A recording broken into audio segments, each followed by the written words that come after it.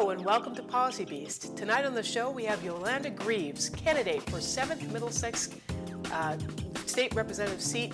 Yolanda, thank you so much for coming back on Policy Beast. I think you might actually be, and we'll have to check the records, but you might be our most frequent guest on the show, so thank you for that. Well, first of all, thank you for having me, and I think I am. I was thinking about it. This is my third time on Policy Beast because I was your first guest. You were our first guest, yeah. And then I think you had me for part of a show last spring when I ran for my re-election for Board of Selectmen. That's right. And then I was here this spring, so it's actually probably my Fourth. fourth visit. Yeah, I think it's the plus fourth. the debate that we had on the show. And that's right. But yeah, I don't know if that counts as Policy Beast. It's more of a not WACA quite so much. thing. But if you want to count it as Policy Beast, that's okay too. Well, you were hosting, so that to me makes Okay. it Policy Beast. There you go. You heard it here first. It was Policy Beast Candidates Forum. Well, enough of the Mutual Respect and Admiration Society. Why are you here tonight, Yolanda? Why are you back on Policy Beast tonight? I believe I'm back because we're going to talk about why I'm running for 7th Middlesex District State Rep seat and why I want the voters to vote for me. And I'm hoping we can talk about some of the issues and I can show people that it would be great to keep the seat in Ashland and I should be their representative moving forward. Let's jump right in that, because let's just not mess around. So there are a lot of issues that came up at the Candidates Forum for the when we were still in the primary season. Yep. And there are a few things that I think probably folks would probably want a little bit more of detailed information about where you stand. I think one of those issues is probably Chapter 70. Okay. So maybe you can inform folks, where you stand on that issue. What do you how do you think Ashland is being impacted, and what your opinions and solutions are around that? Okay, so most people know, but not everyone. So Chapter 70 is the law that tells us how we fund education here in Massachusetts. Right. It is this very convoluted formula that says different math, different types of people, different types of housing, all these different things come together and you get an amount of money. They've been doing some work on it. They've had a foundation budget review committee working, and they have... Who's they? So the state. Okay. The state has enacted, the legislature, the House of Representatives and our Senate has said, okay, we need to look at this Chapter 70 funding, and they put together a committee called the Foundation Budget Review Committee. The information that came out of that review said, okay, we need to increase the foundation budget for most communities, and they did increase per student. I think it was 25 and now it's 50. I might not have those numbers exact. Okay. But they did increase the per student amount that each community got. But the formula then looks at what can a community provide versus what they should be getting from the state. Right. So it's been getting better, but it still needs some work. And then in my opinion, you have that Chapter 70, which is general education, Right. and you get an amount of money, and it comes via what's called the cherry sheet, Right. which is the information from the state that says, okay, Ashland, you're going to get this much money in... Why do they call it cherry sheet?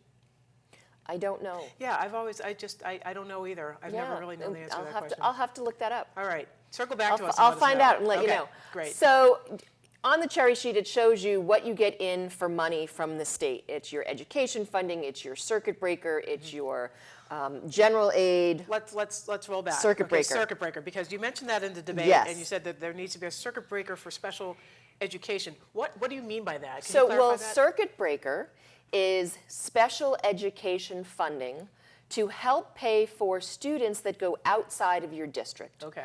So we have students that, because of their educational needs, because of their developmental needs, we cannot provide them an education in our town. So they go to special schools. Those special schools charge us money. So some of these special schools cost, let's say, $100,000. That's a lot of money for a town like Ashland. So there's this program from the state called Circuit Breaker that if you're spending $100,000, the town is expected to pay the first $40,000, and then Circuit Breaker should hopefully cover the rest. Right. Unfortunately, circuit breaker is not always funded 100% in the state budget. So sometimes you get 30% of that, sometimes you get 70% of that. And that varies from year to year, and you always get it in arrears. Okay. So for our current school year, 2016 to 2017, we will pay money, and then afterwards we'll get our circuit breaker money based on what we've spent. So you have that piece of education funding. Then you have Chapter 70. Right. There's got to be a way, because we have so many special needs students in every town, there's got to be a way to bring those two things together. Then there's the whole charter school and how charter schools are funded. And again, they look at your town budget and they say, okay, if you're spending $10,000 on average, we're going to take that and send it to the charter school. Mm-hmm. There's some reimbursement coming back, but it's only the first year that you're at 100% reimbursement, and then the reimbursement goes down in regards to charter schools. So very relevant that you're bringing up the charter school issue, right. Because as we all know, or as some of us may not know, not everyone is aware. Not everyone is aware that there is a question. Question 2 on the ballot. Question 2 on the ballot that talks about funding for charter schools. Actually, it doesn't talk about funding. Well, it talks about increasing the number of charter schools that they're allowed to add and raise the cap. Raising the cap. Correct. I'm sorry. Raising the cap for charter schools, and that's something that there are a lot of conflicting viewpoints on. So, yep. So what's your concern about raising the cap, the cap for charter schools at this point? Is that something that well, I see. Yeah. Well, I actually feel it's okay to raise the cap on charter schools. Okay. I think charter schools are innovative. They offer things for students that they might not be able to get in their sending schools. It has been shown that in cities, inner cities, Boston, Springfield, it allows students to get a different kind of education. So that to me is a positive thing. We have arts charter schools. There's one out in Northampton. There's one in Boston. Charter schools are innovative, and they were created to try new ways of educating students. All good. And that's why I support raising the cap. But unfortunately, and this is something I would hope to work on should I get to the State House as a state rep, is how they're funded and how we look at the fact that they're a public school, but they have different regulations. They have different budget requirements. They don't have a town or city saying you can only raise your budget by X%. They're public independent schools. So the independence in regards to the innovation is very positive, and what they offer students is very positive. But they're not taking as many special needs students. They're not taking as many ESL students, ELL students. So they're not having the same restrictions. They're not having the same issues that our public schools are having. So that all needs to be fixed. And I understand, there are people who I understand, they don't want the cap raised without fixing that formula. That's fine. And I understand that. And that's one of the primary arguments against Right. That's why if people don't want increase in charter schools, it's because of how it's funding.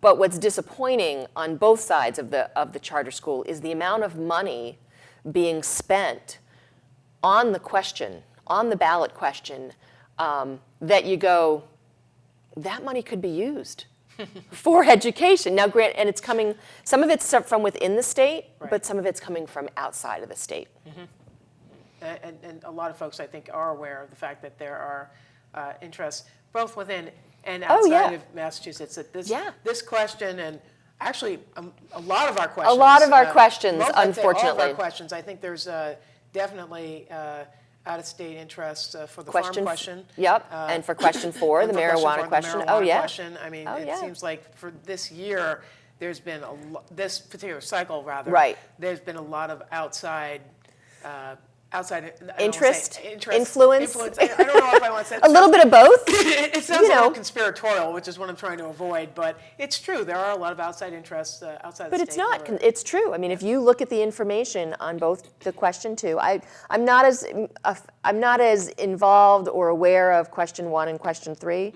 Question 2 and question 4, I think, are really on everyone's minds. Yes. And when I look at question 4, you see that there's groups outside of the state wanting to have influence, and again, same with question 2. Well, because again, it influences national national policy on those issues Right. as well, Right. and especially the farm piece as well. I mean, Yeah. it is interesting. I was listening to another news outlet earlier today. Oh no. I get mostly all my news from WACA, especially around the clock that airs on the station. That's all the news I need. However, I did stray and listen to the radio this morning, and they were talking about the farm question about the animals, and the reason why there's a lot of outside interest for that particular question is because a lot of folks figure if they can influence policy within the state, it's something that they can influence some of the bigger agricultural states Right. and such. Right. Although it was noted that most Massachusetts farms adhere to some of those humane tenets Already. Yeah. But some of the farmers interviewed said that hey, that's great, let's make it into law, let's formalize it. And some people said, Right. well, why should we? But those are philosophical differences, and Right. very interesting ones that we're not going to actually get into the show. 'Cause No, we didn't not- come here to talk about the farm question. That is not my specialty, I'll admit. Okay, fair enough. But I'm sure if people have questions about Oh, where of you course. stand on the questions, they Yeah. can contact you. Yes, and they we'll talk could. about how we can contact Sure. you closer to the end of the show. if Sounds people, good. Want to get in touch with you and ask some questions. So I want to move on to another issue. Sure. That is on people's minds. It may not be on people's minds right now because it's fall and it's not quite that time of year. But sometimes when spring rolls around and people lose their tires, do potholes and other things, I think you know what I'm going to ask. Oh, yeah. Yeah. And such. Roads and infrastructure. Yep. Come to mind, and I think a lot of candidates have different sort of opinions on how we need to address that issue. And in all seriousness, it is a very serious issue. I don't think it's anybody's secret that nationwide, we're facing an infrastructure crisis. We've got, roads and bridges. Every once in a while you see something horrible on TV where a bridge fails and people get hurt. So it's not out of the realm of possibility that sort of thing can happen. Right. And that's an issue you care very deeply about. It is. It's interesting, since I've been on the Board of Selectmen, what I've learned about as I've sat in that seat. And one of the things that I've sort of taken under my wing is the Route 126 project. So Route 126 is Pond Street. It goes by Shaw's, Market Basket, many of the condo communities that we have here in Ashland. And that is a state road. So for it to get fixed or to have anything done to it, you have to work with the state, and it's also then they use federal money to fix it. So one of the projects that I've been sort of trying to push along is to keep us on the TIP, which is the Transportation Infrastructure Program at the national level. Okay. I've attended what's called MPO meetings, which is Metropolitan Planning Organization meetings in Boston. And part of what I've been doing is just keeping that project in front of them with the help of our state rep and our state senator, and talking about letting them know how important it is to fix Route 126. It's not safe to walk on. It's not safe to ride your bike on. For the businesses on that road, it's not a pleasant road to do business on. I applaud the businesses that are there. Certainly the Dunkin' Donuts that has moved in has done a very nice job. The Dairy Queen has done a very nice job. You have Market Basket, you have Shaw's at either end. But if you wanted to go from Shaw's to Market Basket, you could not walk safely. So the project that we're pushing to keep on this list will put a walkway and or sidewalk on either side of the road. It will also have a way to use your bicycle and other modes of transportation besides just driving. There'll be a bike lane, or There will be a bike lane or a multi-use path. Multi-use path, Yep, and it changes depending on where you are on the road because of the wideness and because of the wetlands. Right. So I've been working. I keep pushing. I keep asking questions. And that would be, should I make it to the state rep position, I would continue to work on that. Plus, I would add Framingham, because Framingham also has a project on that list. It's been interesting as I've been doing some research and just reaching out to people about this position. Framingham has over 90 public works projects going on. And if you drive through Framingham right now, you can see it. They're working on water, they're working on sewer. Of course, the whole downtown in Framingham is getting that reconfiguration. So that is done with both state and federal money.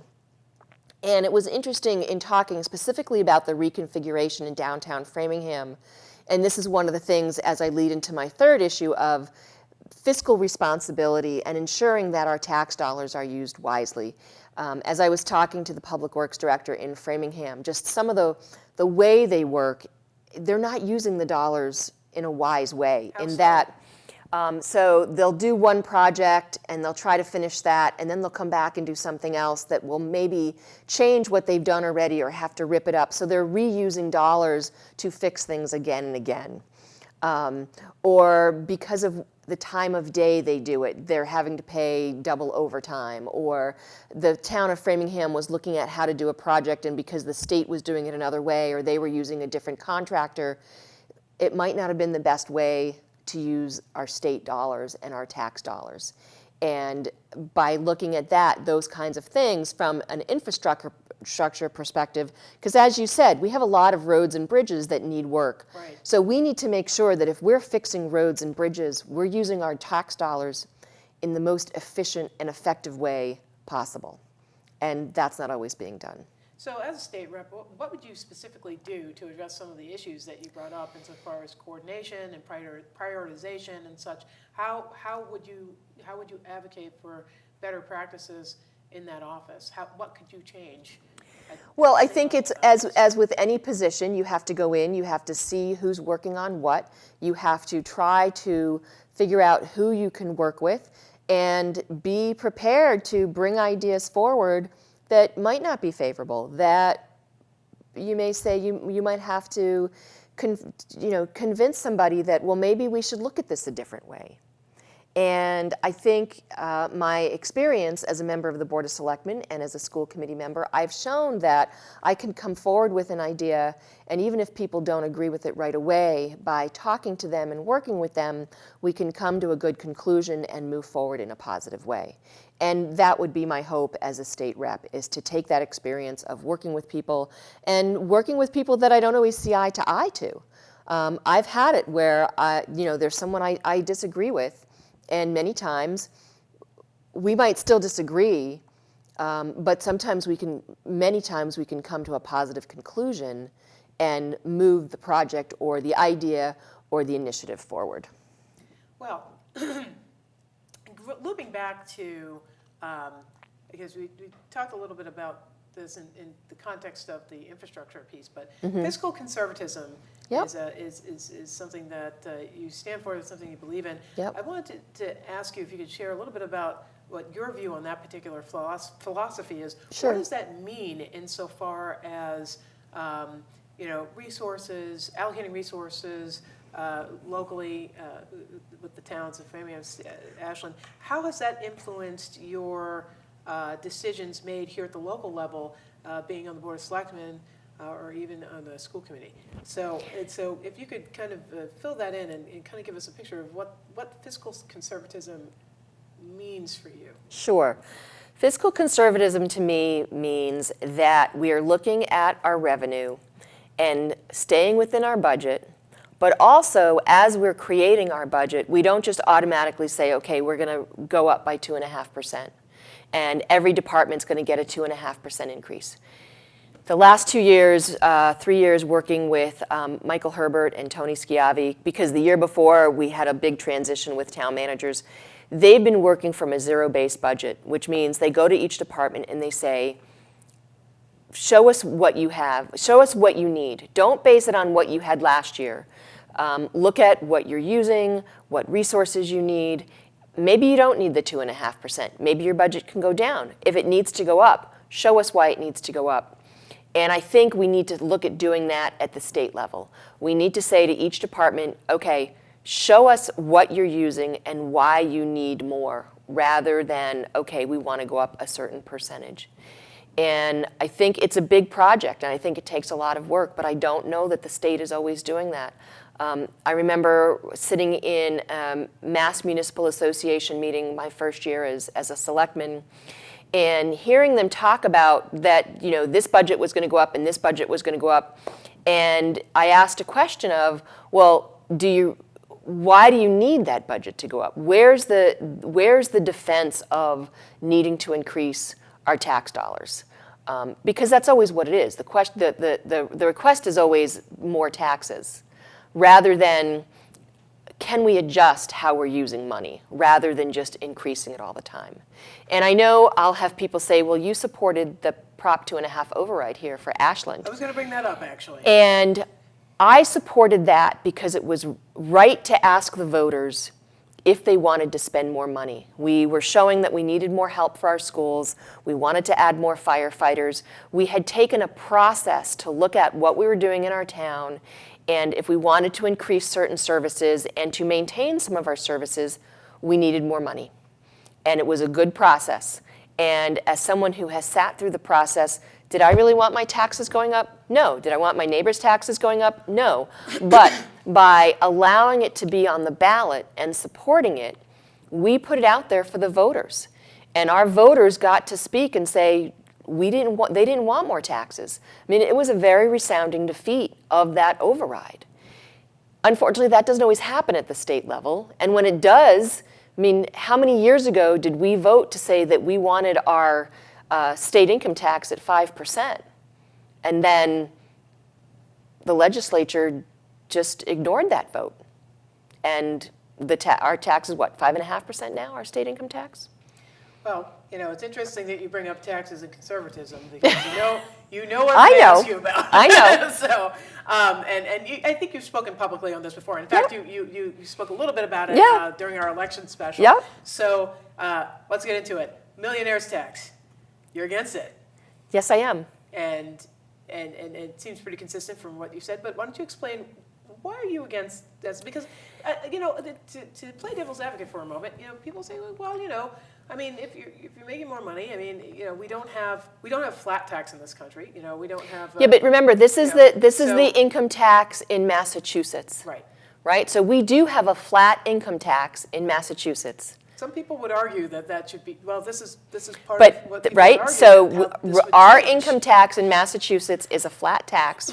So we would then be changing and adding a tiered tax. Mm-hmm. Right. So instead of going from the flat tax, make it more progressive than not. But why are you against it? Because it will affect small businesses. How so? Because many small businesses are S corps. So their profit does not get paid by the corporation. It goes down to the individual business owners.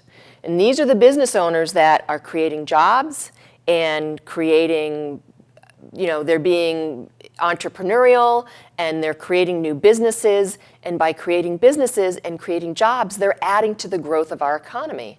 So if we're going to be taking that money, that extra money, and people say, well, it's 4% and they can afford it.